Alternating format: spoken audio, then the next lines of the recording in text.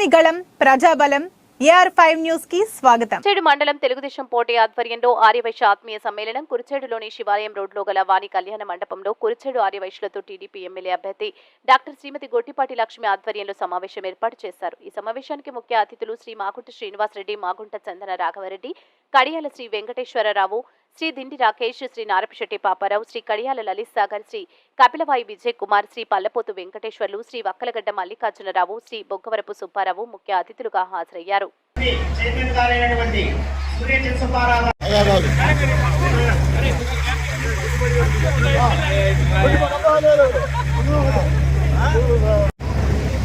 ఎరుకొట్టి చేస్తే ఎరును కొట్టి, కానీ మన పిల్లలు ఆ సాఫ్ట్వేర్ రంగం అనేది ఒకటి వస్తే పిల్లలు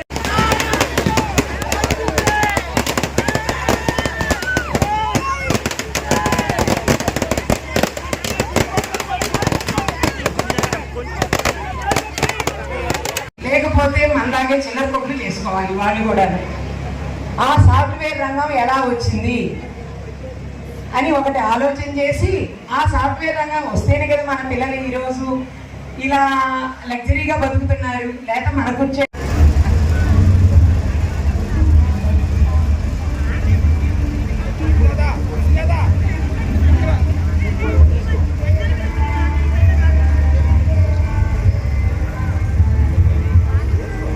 మోడల్ స్కూల్, పాలిటెక్నిక్ కాలేజ్, ప్రతి ఇంటికి మంచినీటి కుళాయి 24 గంటలు వచ్చే విధంగా ఏర్పాటు, భూమి హక్కు మీద ల్యాండ్ టైటిలింగ్ యాక్ట్ రద్దు చేస్తాము.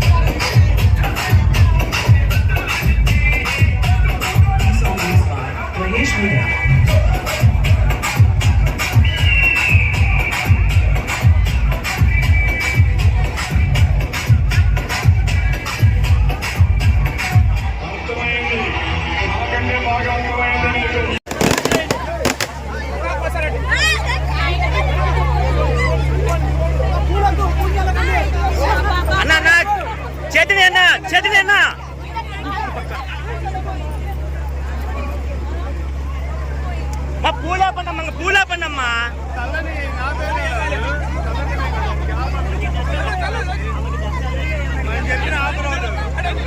చైతన్యనా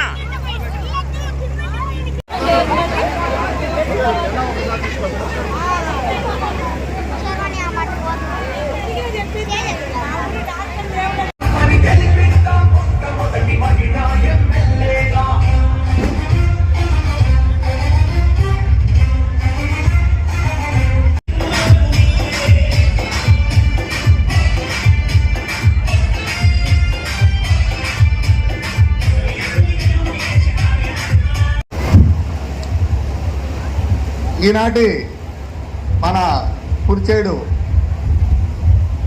ఆర్యవైశ్య సమ్మేళనానికి అధ్యక్షత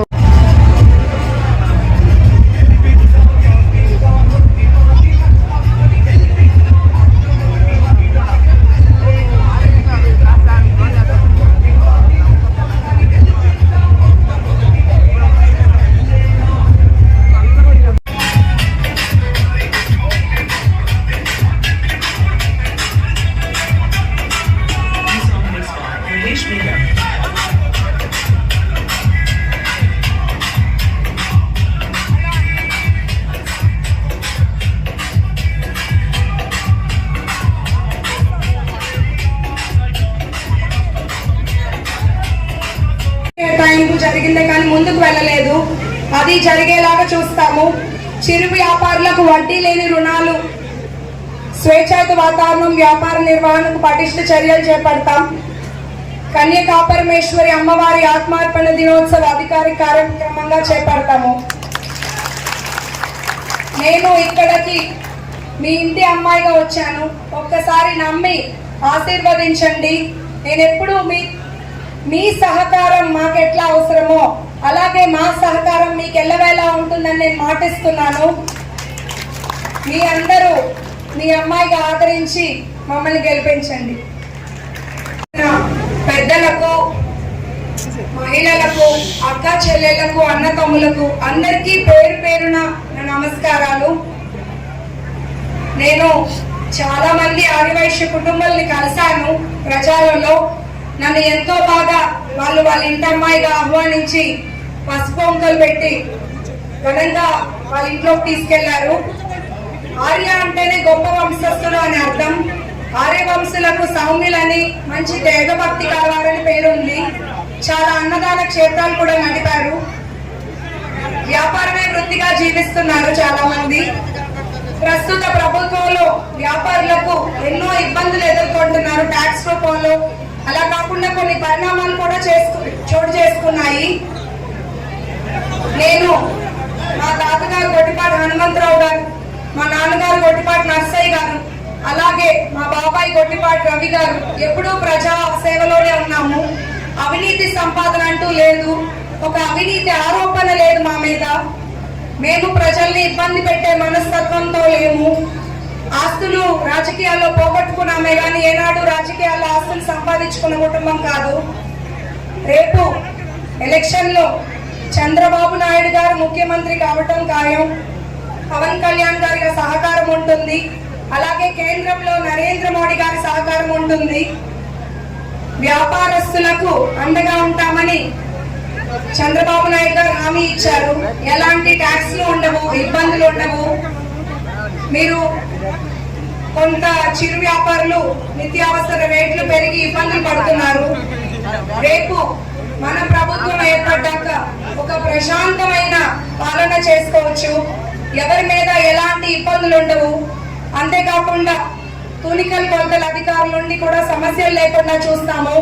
ఆహార భద్రత అధికారుల నుండి కూడా ఎటువంటి సమస్యలు లేకుండా చూస్తాము.